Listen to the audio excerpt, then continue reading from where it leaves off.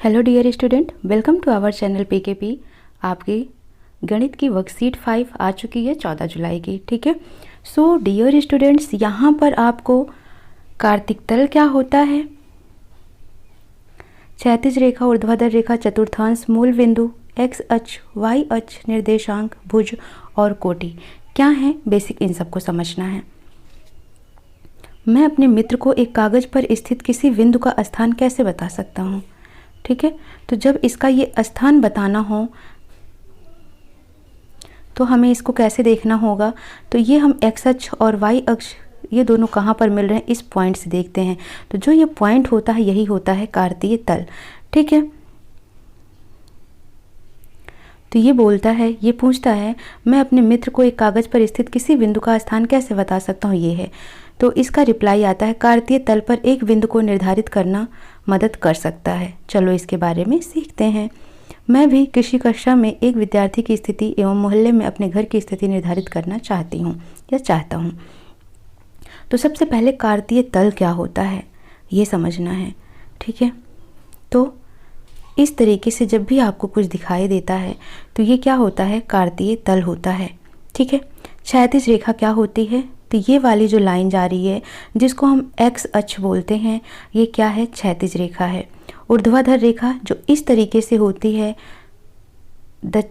उत्तर से दक्षिण की ओर जो है, ये क्षैतिज रेखा होती है जो लंबी ऐसे होती है, इसको बोलते हैं वाई अक्ष। ठीक है। तो क्षैतिज रेखा समझ आ गई, ऊर्ध्वाधर रेखा समझ आ गई। क्षैतिज रेखा को एक्स अक्ष बोलते हैं, ऊर्ध्वाधर रेखा को वाई अक्ष बोलते हैं। चतुर्थांश क्या होता है, तो ये दोनों वाई अक्ष और एक्स अक्ष जब ये दोनों एक दूसरे को कट करती हैं तो ये 4 छोटे छोटे भाग बन जाते हैं। यही जो पार्ट बन रहे हैं, छोटे छोटे भाग बन रहे हैं, यही चतुर्थांश कहलाता है। इसमें हम इसको पहला चतुर्थांश, इसको द्वितीय, इसको तृतीय, इसको चतुर्थ चतुर्थांश बोलते हैं। मूल बिंदु क्या होता है, जहाँ पर ये एक्स अक्ष और वाई अक्ष कट कर रहे हैं एक दूसरे को, तो जो ये वाला बिंदु है इसको बोलते हैं मूल बिंदु और इसका निर्देशांक होता है 0,0। ठीक, इतने पॉइंट आपको समझ आ गया होगा। फिर है निर्देशांक क्या होता है। तो निर्देशांक का मतलब पहले एक्स अक्ष की वैल्यू लिखो, फिर वाई अक्ष की वैल्यू लिखो। तो इस तरह एक्स कॉमा वाई क्या कहलाता है, निर्देशांक कहलाता है। भुज और कोटि क्या कहलाते हैं। ठीक है। तो इस लाइन पे समझेंगे हम, जैसे इस लाइन पर जो भी हमको वैल्यू मिल रही है, मान लो इस लाइन पर हमको वैल्यू मिली 3, इस लाइन पर हमको वैल्यू मिली 2। ठीक है। तो जो हमको इस तरह लंबाई में जैसे यहाँ पर दिया गया है, ठीक है, तो जो हमको इस एक्सिस पर मिल रही है एक्स अक्ष पर, वो भुज कहलाती है। और जो हमको वाई अक्ष पर मिल रही है वो क्या कहलाती है, कोटि कहलाती है। भुज और कोटि समझ आ गया। तो ये वाली लाइन हो गई ऊर्ध्वाधर रेखा, ये लाइन हो गई क्षैतिज रेखा। ये हो गया एक्स अक्ष, ये हो गया वाई अक्ष।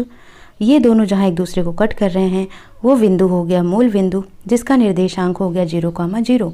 जब भी हम निर्देशांक लिखते हैं तो पहले हम क्या लिखते हैं, भुज लिखते हैं, फिर हम क्या लिखते हैं, कोटि लिखते हैं। ठीक है। देखो यहाँ पर जो ये पॉइंट जाएगा ये सारे प्लस होंगे, +1, +2, +3 एंड सो ऑन। ऐसे ही ऊपर जो जाएगा ये +1, +2, +3 ऐसे होंगे। लेकिन जो यहाँ पर होगा वो -1, -2, -3 होगा। नीचे भी -1, -2, -3 इस तरीके से होगा। ठीक है। तो अब यहाँ पर देखो आप, यहाँ पर आपको क्या मिल रहा है, अगर हम इस कोऑर्डिनेट की बात करें, इस चतुर्थांश की बात करें, तो ये वाली भी लाइन प्लस होती है, ये भी प्लस में वैल्यू होती है। तो इन दोनों के मान प्लस में होते हैं। तो यहाँ से कहीं पर भी हमको कोई बिंदु मिलेगा तो ये क्या होगा, प्लस प्लस में वैल्यू होगी। चतुर्थांश की जो वैल्यू होगी वो क्या होगी, प्लस में होगी, धनात्मक होगी। ठीक है। अब दूसरे का देखो, ये वाला माइनस होता है लेकिन ये वाला क्या होता है, प्लस होता है। और चतुर्थांश जब हम लिखते हैं निर्देशांक, तो पहले हम एक्स अक्ष की वैल्यू लिखते हैं, फिर वाई अक्ष की वैल्यू लिखते हैं, यही तो करते हैं। और एक्स अक्ष की वैल्यू कैसी है, यहाँ पर ऋणात्मक है, और वाई अक्ष की वैल्यू कैसी है, धनात्मक है।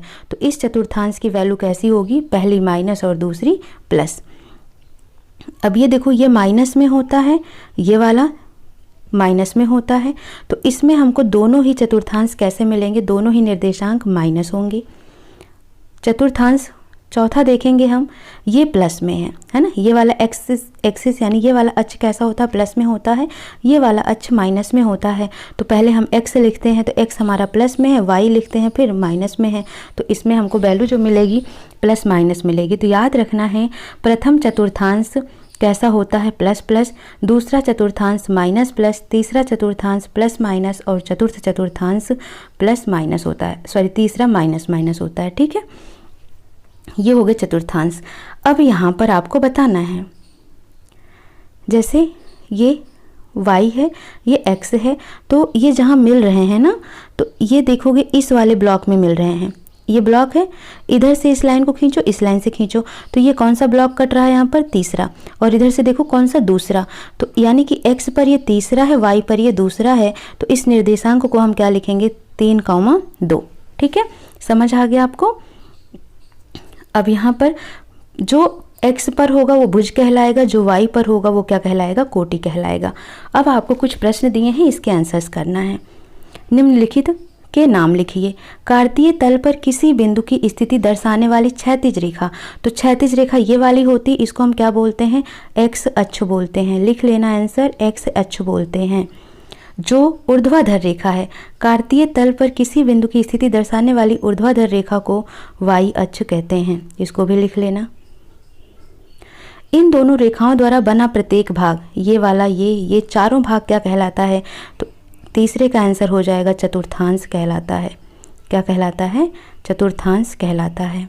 ठीक, वह बिंदु जहाँ ये दोनों रेखाएं प्रतिच्छेद करती हैं, तो चौथे का आंसर हो जाएगा मूल बिंदु कहलाता है। क्या कहलाता है, मूल बिंदु कहलाता है, जिसका निर्देशांक 0,0 होता है। ठीक, तो पहले का आंसर हो जाएगा x अक्ष, दूसरे का y अक्ष, इन दोनों द्वारा बना रेखाओं का प्रत्येक भाग चतुर्थांश कहलाता है, और चौथा जहाँ ये दोनों रेखाएं प्रतिच्छेद करती हैं वह मूल बिंदु कहलाता है। पहला क्लियर हो गया। अब दूसरा देखो, आलेख का अवलोकन कीजिए एवं उत्तर दीजिए। बिंदु B के निर्देशांक, तो B कहाँ पर है ढूंढो, यहाँ पर है, और सबसे पहले हम किसकी वैल्यू लिखते हैं, तो x पर। तो x पर ये कहाँ पर है, देखो तो x पर ये किस पर है, -5 पर है ना। उसके बाद y पर देखो ये किस पे कट कर रहा है, 2 पर, तो ये हो जाएगा -5 और 2, तो b का निर्देशांक हो गया -5,2। बिंदु C का निर्देशांक, C कहाँ पर है, यहाँ पर है, तो C x पर कितना कट कर रहा है, क्योंकि पहले x ही लिखना है, तो x पर देखोगे तो ये 5 पर कट कर रहा है। y पर कहाँ कट कर रहा है, तो -5 पर, तो C का निर्देशांक हो जाएगा 5, -5। ठीक है, निर्देशांक -3 -5 द्वारा ज्ञात बिंदु, दोनों ही माइनस हैं और दोनों ही माइनस होते हैं, तो किस पे होते हैं, वो तीसरे यानी कि थर्ड चतुर्थांश में होते हैं। तो -3 यानी x पर -3, तो x पर -3 ये दिख रहा है, और y पर -5, तो y पर -5 ये दिख रहा है, तो ये कौन सा तल हुआ, E हुआ, तो इसका आंसर हो जाएगा E। ठीक है, तो नोट करना फिर से, बिंदु B का निर्देशांक हो गया, B यहाँ पर है, तो ये हो जाएगा -5,2। बिंदु C का निर्देशांक ये यहाँ पर है, तो ये 5, -5 हो जाएगा। -3 और -5 जहाँ एक दूसरे को मिलते हैं, तो वह बिंदु है बिंदु E। ठीक है, तो समझ आ गया होगा आपको, और अगर ये आपको समझ आ गया तो प्लीज़ चैनल को लाइक शेयर सब्सक्राइब जरूर करें। इसी तरीके से मैं सारी वर्कशीट आपकी डे बाय डे आपको कराती रहूँगी। सो मिलते हैं नेक्स्ट सेशन में। Thank you for watching.